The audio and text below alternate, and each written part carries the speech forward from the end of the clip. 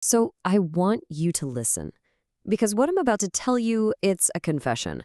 A story from a being you probably think is just myth, whispered from the very heart of exile. This is my story.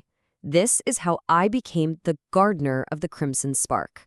Before all of this, before the fire, my whole world was just cold, perfect logic. As the Arbiter, I wasn't just some servant to the gods. I was the very embodiment of their unbending law. My world was nothing but stark whites and deep, deep blacks, a place of absolute stillness, all under the thumb of my masters, the Aesir. But you have to understand, the Iron Rime, it wasn't just some location on a map.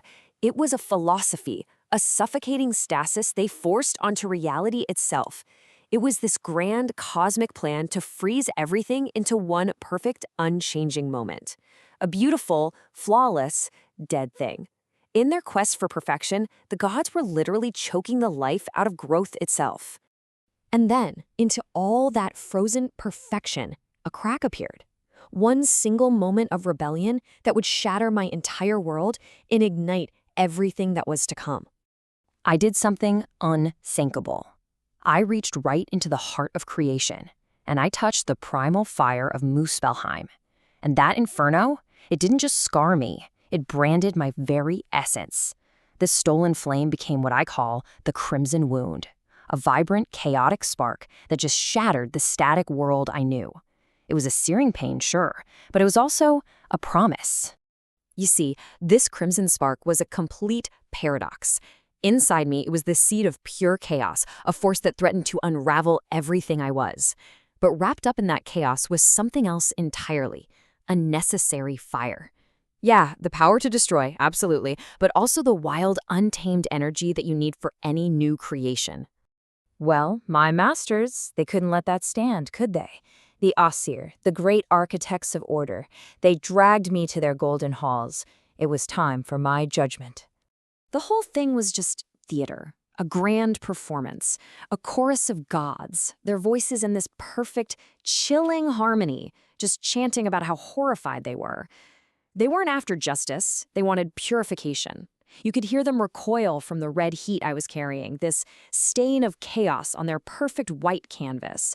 Their vanity just couldn't handle the beautiful imperfection I now represented. Every rhythmic word was like a hammer blow. Centuries of faithful service, just gone. My entire identity, twisted into a story of betrayal. Their words became a brand, searing the word exile onto my very soul. And just like that, I lost the only home I had ever known. So they threw me out, into the endless void. And that's when my real education began. I was no longer an arbiter, I was a wanderer. A lonely witness to the great cosmic war between two fatal extremes, a war for the very soul of existence. In all that wandering, I finally saw the truth. I looked back at my old masters, the Aesir, and I saw their precious, absolute order for what it was, a beautiful, intricate cage that led only to a slow, cold death, stagnation. Then I looked to the fire giants, and their unchecked chaos.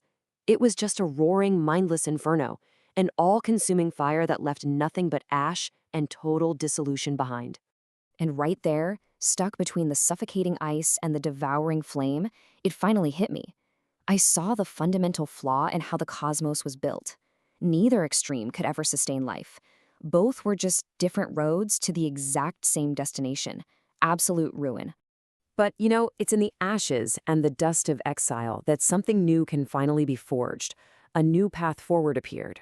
A new purpose. I found the third path, the middle way.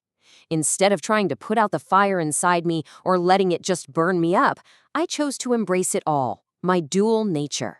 I learned to actually wield the Crimson Spark, to temper its rage. And that wound, it became my tool. That chaos became a focused instrument of change.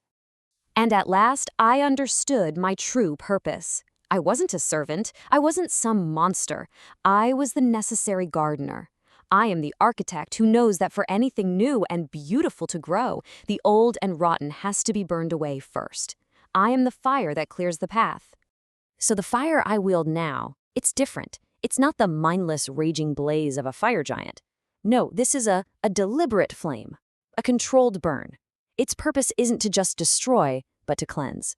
It's the catalyst that purges that cold stagnation of the iron rime, making the soil fertile once more, so life can finally take root again.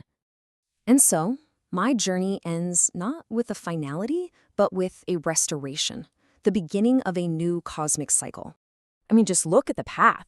It's quite the transformation, isn't it? From the unthinking arbiter, completely bound by absolute law, to the branded exile, scarred by chaotic fire. From the lost wanderer, just drifting between two deadly extremes, to, finally, the gardener, the architect of balance. And this is the ultimate lesson my long exile taught me. Structure and chaos, foundation and vitality, the iron rime and the crimson spark, they're not enemies. They are two halves of the same whole. They have to coexist. They have to dance together forever to keep the universe from just crumbling into dust. So let my former masters fade away. Let them become a memory in that bone-white past they loved so much. It really doesn't matter anymore. I remain, the silent guardian of this balance. And my tempered fire will make sure that the Garden of the Realms, in all its chaotic, vibrant life, will flourish forever. And so I'll leave you with this one thought. My journey was cosmic, I know, but the lesson, it's universal. I want you to look at your own world, at your own life. What old, rigid things need to be cleared away by a deliberate flame to finally allow for new growth?